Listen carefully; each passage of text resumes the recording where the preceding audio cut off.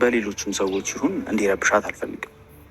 ምክንያቱም እኔ ያሰብኩት ቤትም ይሁን ሌላም ቦታ በሌሎችም ሰዎች ይሁን እንዲረብሻት አልፈልግም። ምክንያቱም እኔ ያሰብኩትን ነገር እያበላሸብኝ ነው ያለው፣ አይምሮዋን እየሰረቀብኝ ነው ያለው። ማለት ታውቂያለሽ፣ ሩታን አፈቅራታለሁ፣ እወዳታለሁ። ከእሷም ጋር ጥሩ ነገር እንዲኖረኝ ነው የምፈልገው ከዚህ በኋላ እና ልጄን እያለ እየመጣ እየረብሻት ነው፣ ህይወቷ ላይ ድጋሚ እየገባ ማለት ነው። እና በዚህ ጉዳይ ስርዓቱን እንዲይዝ እዛው እንድታስቀሪ ቤትሽ አግብተሽም ይሁን ምንም ይሁን እዛው አብራችሁ እንድትሆኑ የምፈልገው። ከዚህ በኋላ ሩታን እንዲያስባትም እንዲረብሻትም አልፈልግም። አብርሃም የሩታን ህይወት ለመረበሽ ወይም ደግሞ ሩታን ፈልጎ በልጁ አማካኝቶ ሄደ አልከኝ አይደል? እሷ ያንን ነገር እንደማትፈልገው ምን ያህል እርግጠኛ ነህ? እሱ ልጁን ፈልጎ በሄደበት ሰዓት ይበጣበጣሉ ምናምን እንጂ ከዚህ በኋላ እሷን የሚያስቸግርበት ምንም ምክንያት የለውም። ገባ? አሁንም ቢሆን እሷ ልክ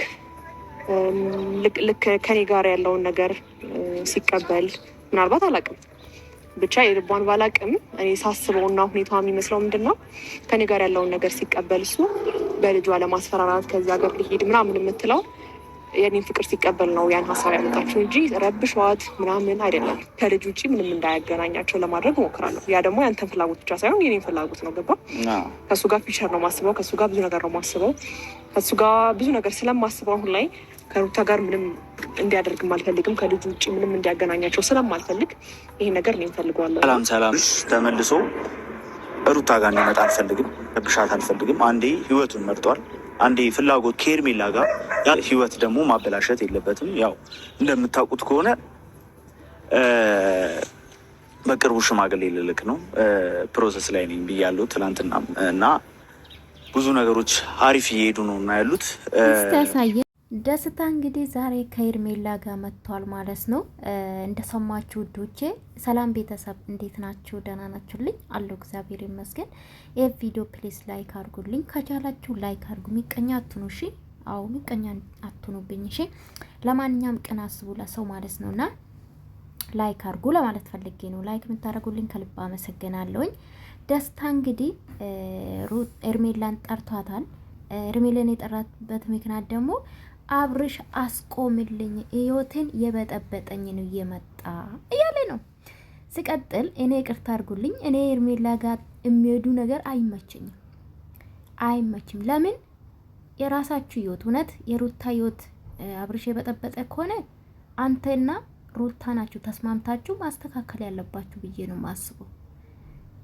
ሲጀምር ደግሞ ትላንትና የጠራችሁ እራሷ ናት። አብርሽ ፈልጎ አይደለም የመጣ አይደለ? ስለዚህ አብርሽን ከህይወት ማሰጣት ያለባት ሩታና ሩታ ናት። ከዚህ በኋላ በውጭ ልጁን ማግኘት እንደሚችል ማስጠንቀቅ አለባት ብዬ ነው ማስበው። ሁሌ እንደጠራች ነው።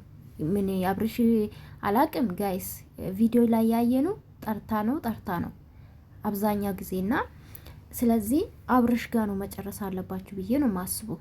ፈልጎ ያደረገ እሱ ነው። ገባችሁ? ስለዚህ አንተ ደስታ ደግሞ ከሩታ ጋር ከተስማማ ምን አስጨነቀኝ? ተላይተዋል እንዴ? ተላይቷል፣ ኦልሬዲ ተላይቷል። ሩታም የራስን ላይፍ ኖራለሁ ብላለች። አብርሽም ይኸው በይፋ ነው ከኤርሜላ ጋር። እንግዲህ እውነት ይሁን ውሸት እግዚአብሔር ነው የሚያውቀው።